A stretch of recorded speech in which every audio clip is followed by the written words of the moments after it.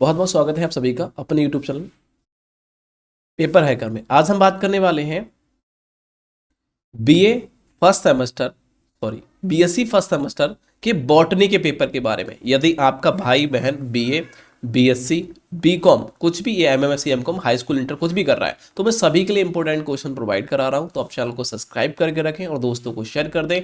बाकी मैंने आपसे एक पहले वीडियो में कहा था, जब आपने केमिस्ट्री की वीडियो देखी होगी, तो मैं एक एलोपैथिक मेडिसिन से रिलेटेड एक बुक को तैयार कर रहा हूँ, जिसके लिए मैं आपको वो बुक उन सभी स्टूडेंटों को दूंगा जो लेना चाहता है, मतलब लेना चाहता है सीधे।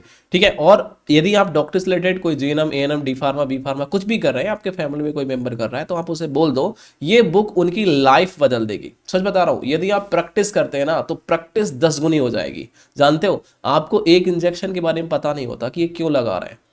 आपसे बता रहा हूं, आप सालों आप प्रैक्टिस करते हैं, उसके बावजूद भी आपको ये पता नहीं चलता ये इंजेक्शन तो लगाया, लेकिन लगाया किस लिए। ये भी तो जरूरी है, कौन सा बीमारी कौन सा पेशेंट आया और उस पेशेंट को किस तरीके से हैंडल किया, ये भी तो जरूरी है। तो प्रैक्टिस बहुत जरूरी है। प्रैक्टिस के साथ में हमें पढ़ना भी जरूरी है कि कौन सी डिजीजेस में कौन सी मेडिसिन का इस्तेमाल किया गया, डॉक्टर ने क्या किया और हम क्या कर रहे हैं, ये भी तो जरूरी है। और मैंने कुछ एक्स्ट्रा अपनी प्रैक्टिस के आधार पर उस बुक में एडवांस नॉलेज दी है, जो आपके लिए काफ़ी इंपॉर्टेंट है कि क्या कारण है, क्या लक्षण है जिस कारण से वो हो जाता है, और उस बीमारी को किस किस नाम से जाना जा सकता है, और उसकी कौन सी जांच करानी चाहिए, और जांच कराने के बाद में कौन कौन सी मेडिसिन देनी चाहिए। सारी चीज़ें मैं आपको बताता हूँ कि अल्ट्रासाउंड कराना चाहिए या नहीं कराना चाहिए, एक्सरे कराना चाहिए, सीटी स्कैन कराना चाहिए, क्या कराना चाहिए, सारी चीज़ें मैं यहाँ पर डिस्कस करता हूँ।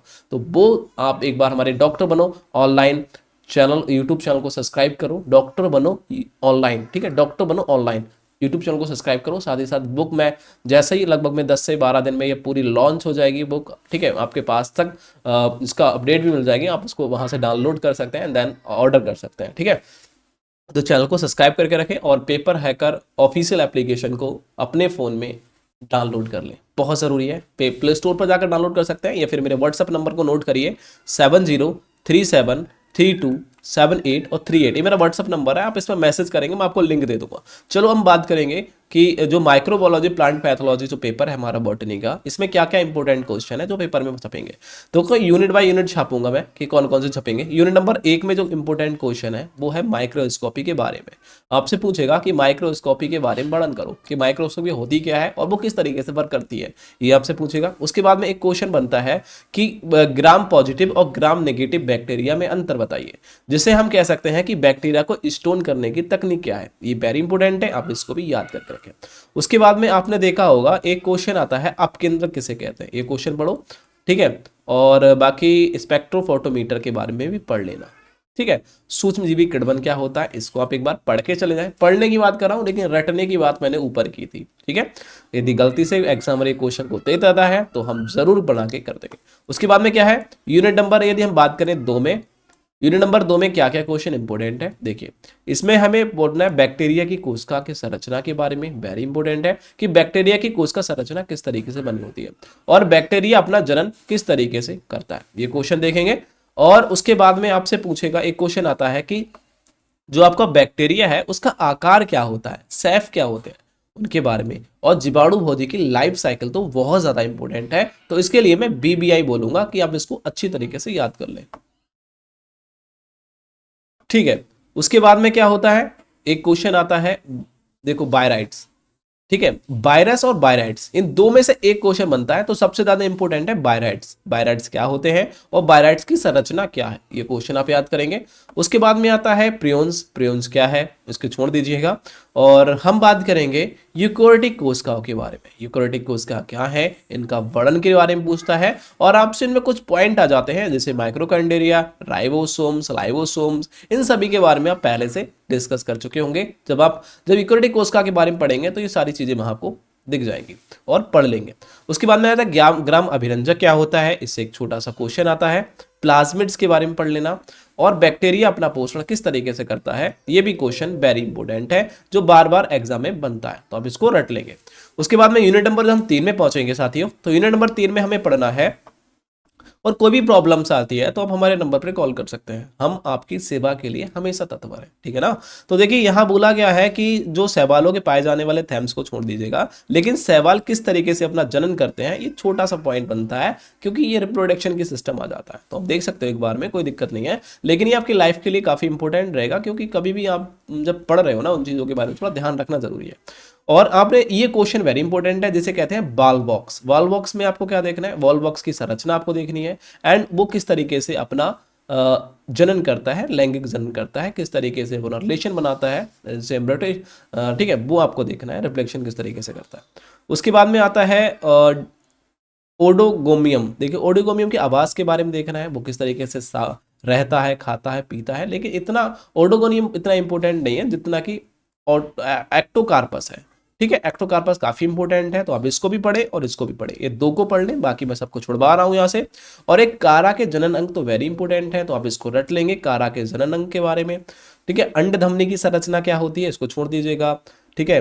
और पाल्मिला अवस्था को भी छोड़ दीजिएगा, कोई दिक्कत नहीं है। उसके बाद में यूनिट नंबर 4 में पहुंच जाएगा। यूनिट नंबर 4 में क्या क्या याद करेंगे, यूनिट नंबर 4 में हमसे पूछा गया है कि हेस्टोरेसिया रस्ट के जीवन चक्र, इसको छोड़ दीजिएगा। और राइजो, देखिए इसको जो आप देख रहे हैं राइजोपस, राइजोपस के लैंगिक और अलैंगिक दोनों जननों के बारे में देखना है, या किस तरीके से रिप्रोडक्शन बनाते हैं, किस तरीके से रिलेशन बनाते हैं, उनके बारे में आपको देखना है कि जो लैंगिक किस तरीके से होगा और अलैंगिक होगा, पूरी देखना है। उसके बाद में एक क्वेश्चन आता है एग्रीकस के बारे में, एग्रीकस की लाइफ साइकिल को अच्छी तरीके से पढ़ लेना, एग्जामर बार बार आपसे पूछता है कि ये किस तरीके से कैसे बनेगा, ठीक है। और एक फ्लूमियन जीवन को उठा दीजिए, और कप फंगस, देखो ये क्या, कप फंगस का लाइफ साइकिल के बारे में देख लेना, उसका जीवन चक्र क्या है, और मशरूम की खेती कैसे होती है, वेरी इंपॉर्टेंट क्वेश्चन आते हैं मशरूम के बारे में, ठीक है। और बाकी तो कवक की विषमता जलता क्या है छोड़ दीजिए। एक अनुवंशिक पुनर्योजन का जो जिसे रिकॉम्बिनेशन बोलते हैं, जेनेटिक रिकॉम्बिनेशन क्या होता है, इसको पढ़ लेना, वेरी इंपॉर्टेंट है। बेरी वेरी मैंने वहां, तो बेरी का मतलब है बेरी, उसको पढ़ना ही पढ़ना है।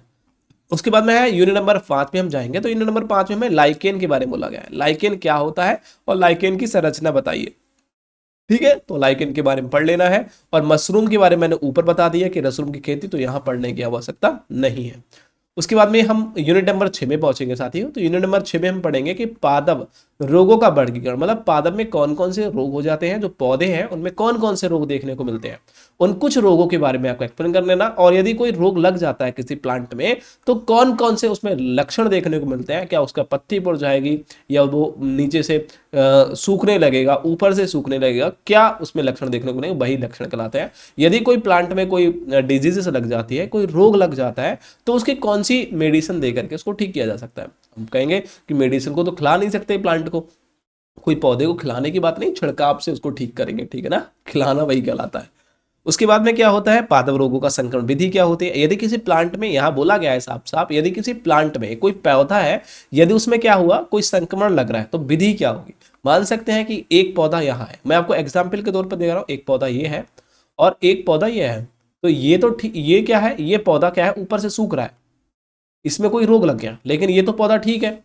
अब ये पौधा, इस पौधे, इसको कैसे सुखाएगा, आप कहोगे इस पे कोई पेड़ पौधे पर कोई पक्षी बैठा, उड़ के आया, और ये चील उड़ के आई, कोई भी उड़ के आई, इस पे बैठी, इसके फंगस को, ये इसके जो जीवाणु है, ये जो बैक्टीरिया इसको खा रहे हैं पेड़ को, इसने, ये यहाँ बैठी, उसके बाद में यहाँ बैठ गई, तो उसके बाद में इस पेड़ को भी वो बैक्टीरिया प्रभावित करेंगे। वही चीज है, एक चीज से दूसरी चीज में हवा के द्वारा फैल सकते हैं, या फिर किसी पक्षी के द्वारा भी फैल सकते हैं, ठीक है। तो कंडीशंस होती है, वही चीज आपसे बोला है संक्रमण की विधि क्या होती है, तो विधि आपको बता देना है। देन यहाँ नीचे आपको कुछ पढ़ना नहीं है, बाकी छोड़ दीजिएगा। यूनिट नंबर हम जब यूनिट नंबर 7 में जब पहुंचेंगे, तो हमसे साथ में कुछ प्लांट दे रखे हैं, जैसे मैंने आपको बताया था कुछ पौधों में रोग के बारे में डिस्कस करने के लिए बोला था, वही यहाँ बोला है, जैसे कि गन्ने का रेड ड्रॉप रोग के बारे में। जैसे कि गन्ने का रेड ड्रॉप, आपने देखा होगा कि अक्सर यदि आप शुगर कैन खाते हैं या फिर गन्ना खाते हैं, तो गन्ना की इस तरीके से पोई होती है, मैं आपको यहाँ इमेज में दर्शाता हूँ, जैसे कि ये गन्ना है और ये इस तरीके से पोई होती है। यदि आप, मतलब यदि आप कह सकते हैं, यदि गांव में रहते हैं तो आपने गन्ने को अक्सर देखा होगा, यदि नहीं देखा है तो आपने गन्ने का जूस तो पिया ही होगा। तो उसमें क्या होता है कि गन्ना कभी कभी क्या होता है, जब जड़ से ही निकलता है, तो कुछ दिनों में कुछ रोग उत्पन्न हो जाते हैं, उसमें से क्या होता है, गन्ना बीच से फट जाता है, मतलब यहाँ से कुछ फटेगा, एक छोड़ के एक फट जाता है। तो इससे क्या होता है, ये फट गया ना गन्ना, तो यही हमारा क्या होता है, रेड रॉड रोग कहलाता है, जो काफ़ी गन्ने को प्रभावित करता है। और वो गन्ना जो यहाँ से ये खराब हुआ है, ये क्या हो जाता है, ये बिल्कुल इसके जो रस है कड़वा कड़वा लगने लगता है। ठीक है, तो आप इसको खा नहीं सकते क्योंकि रोगग्रस्त होता है। इसको ठीक करने के लिए कोराजन वगैरह आपने देखा होगा कि गन्ने में अक्सर कोराजन की स्प्रे की जाती है। तो उससे क्या होता है, कोई कीट, कोई बैक्टीरिया, कोई फंगस उस पर वर्क नहीं कर पाती, मतलब ना अटैक नहीं कर पाता, और वो पौधा ठीक रहता है। कोरोजन एक ऐसी चीज है, लेकिन गन्ना में ज्यादा कोरोजन होने के कारण भी क्या है मानव जाति पर काफी प्रभाव पड़ रहा है। तो आपने देखा होगा कि जब गन्ने के अंदर कोरोजन लगाते हैं तो उसका प्रभाव काफी वर्ष तक रहता है। मतलब कह सकते हैं यदि आपने बचपन में, छोटा पेड़ था, यदि आपने कोरोजन लगा दिया तो वो जब तक बड़ा होगा तब तक उसमें उसके अंदर कोराजन का असर रहता है और वो थोड़ा थोड़ा कड़वा लगता है। तो इस कारण से ऐसे प्रॉब्लम्स देखने को मिलती है। तो आप किस तरीके से उसका रोकथाम करेंगे, तो कोराजन का लगा सकते हैं। बहुत सारी कीटनाशक होती है, उनका यूज कर सकते हैं। लक्षण क्या होगा तो आप वही बता सकते हो, लाल लाल तरीके का वही हो जाएगी। जो भी आप एक बार पढ़ेंगे आप इसको नोट्स कर लीजिए।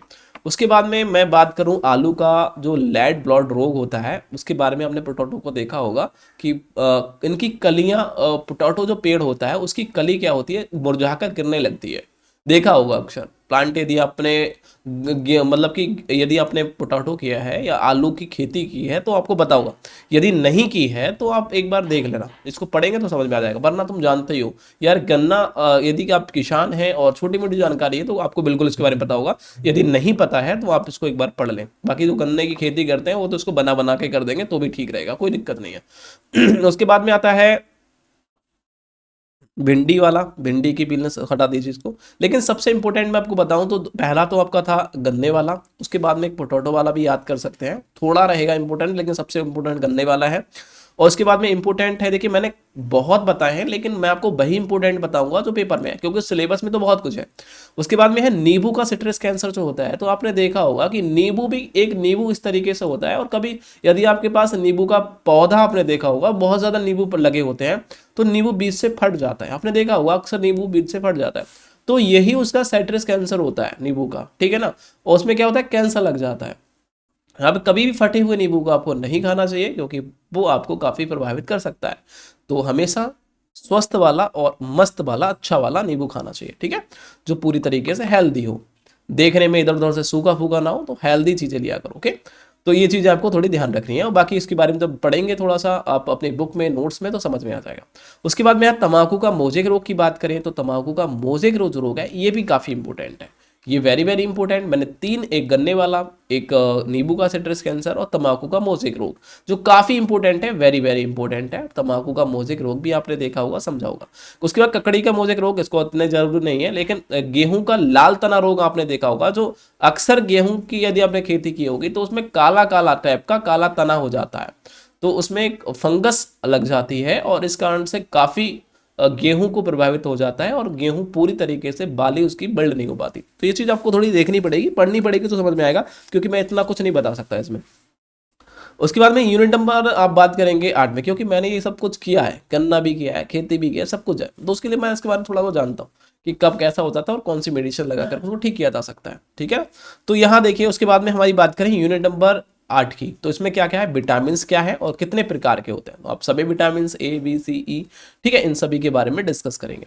उसके बाद में एंजाइम का क्लासिफिकेशन कर सकते हैं, काफी इंपॉर्टेंट है, वेरी वेरी इंपॉर्टेंट, डी ऊपर वाला भी और ये भी। उसके बाद में रिकॉम्बिनेंट वैक्सीन क्या है, उसका निर्माण कैसे होता है, सिंगल सेल प्रोटीन्स क्या है, इसके सिंगल सेल प्रोटीन्स के बारे में पढ़ लेना। उसके बाद में थोड़ा नीचे जाएंगे तो आपने देखा होगा कि अक्सर आपसे क्वेश्चन पूछता है ट्राइकोडर्मा के बारे में। ट्राइकोडर्मा क्या होता है, तो आपने देखा होगा ट्राइकोडर्मा एक फंगल रोधी एक मेडिसिन्स होती है ट्राइकोडर्मा, जिसको मैं याद आ गया मुझे, काश। ट्राइकोडर्मा तब यूज करते हैं जब भी किसी, जैसे धान है, गेहूं है, जब भिगोने जाते हैं, भिगोए जाते हैं बोने के लिए, तो उसमें ट्राइकोडर्मा उसमें लपेट दिया जाता है, उस पानी में मिला दिया जाता है। क्यों? क्योंकि उसको ना तो कोई चींटी खाएगी उस गेहूं धान को, ना तो कोई पक्षी खाएगा। यदि पक्षी खाएगा तो वो बेहोश हो जाएगा और उसको अच्छा नहीं लगेगा, स्वाद में अच्छा नहीं लगेगा, तो उससे क्या है, खेती पूरी अच्छी तरीके से होगी, ना ही उसको सुड़ी वगैरह कोई कीड़ा उस दाने को खा पाएगा जो आपने खेत में बोए हैं। इसीलिए ट्राइकोडर्मा से क्या करते हैं, उसको भिगो करके उसके बाद में खेती में बोया जाता है ट्राइकोडर्मा के द्वारा। ठीक है, तो एक कह सकते हैं, एक बैक्टीरिया नाशक कह सकते हैं या एक कीटनाशक भी बोल सकते हैं इसको। ठीक है, बायोप्लाज्म बाकी आप पढ़ लेना, क्योंकि मुझे इतना ज़्यादा खेती के बारे में डिस्कस ज़्यादा नहीं है, मतलब मेडिसिन कौन सी ज़्यादा दी जाती है, लेकिन थोड़ी थोड़ी है। ठीक है, तो बाकी इतना आपको पढ़ लेना, बाकी किडनीकरण को भी एक क्वेश्चन पढ़ लेना, वेरी वेरी इंपॉर्टेंट। तो ये क्वेश्चन थे 2024 और 25 के लिए भी बोल सकते हैं इंपॉर्टेंट ही होंगे, क्योंकि इससे बाहर कोई सिलेबस तो चेंज होगा नहीं, बस उससे पहले मैं आपको नोट्स दे दूंगा। यदि आपका भाई बहन कोई भी बीएससी बीकॉम एमए हाई कर रहा है तो आपको बता दो कि पेपर हैकर यूट्यूब चैनल को सब्सक्राइब कर लो और डॉक्टर बनो यूट्यूब चैनल को सब्सक्राइब कर लो। थैंक यू, चैनल को सब्सक्राइब कर लीजिए। Thank you.